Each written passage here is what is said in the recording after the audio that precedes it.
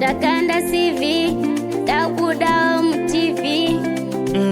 AK7, call me free wepa quality. Morex, Ndo imba reality. we my pattern. One kiki one go.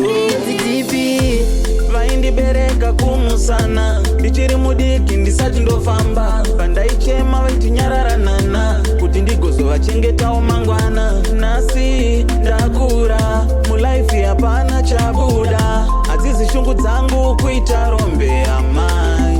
Ndovape muri mama ndija kutenda ine zvese zvandinogona. Maimira nene kunyangwe zvakaoma. Mari chomaienda kunofowa ndima. Asi muna matokwa muri mama. Ndona mata ini ndakapfugama. Zveupenyu izvi ndanyora zama. Musodzi ndiri kuchema.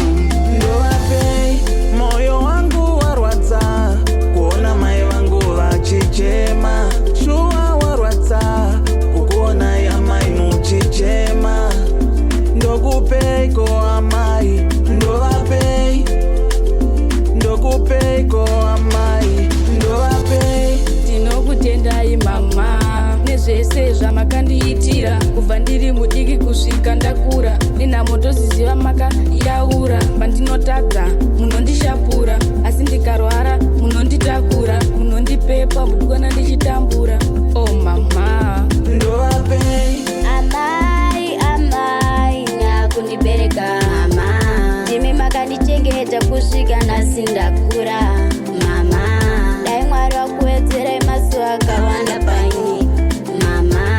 Ndimi makandichengeta kusvika nhasi ndakura. Ndovapei moyo wangu warwadza kuona mai vangu vachichema. Shuwa warwadza kukuona yamai muchichema. Ndokupeiko amai, ndovapei. Ndokupeiko amai, ndovapei. ndinokutendai nezvamunondiitira mama. Munondiriritira, handidi kuti bhipi yanyigare yakakwira mama. Handidi kukutadzira. Imba ine mfaro inokomborerwa. Nerimwe ramazuva ichadongorerwa naMwari, ichakomborerwa. Oh mama, Kakakura zvinhu zvakadhakwa. Taura pafeya zvinhu zvakadzanya. Hamuna kubvira mada kuti dhama. Makamira nesi kuratidza ukamba. Makanditi chatsika. Nhasi ndakura ndaya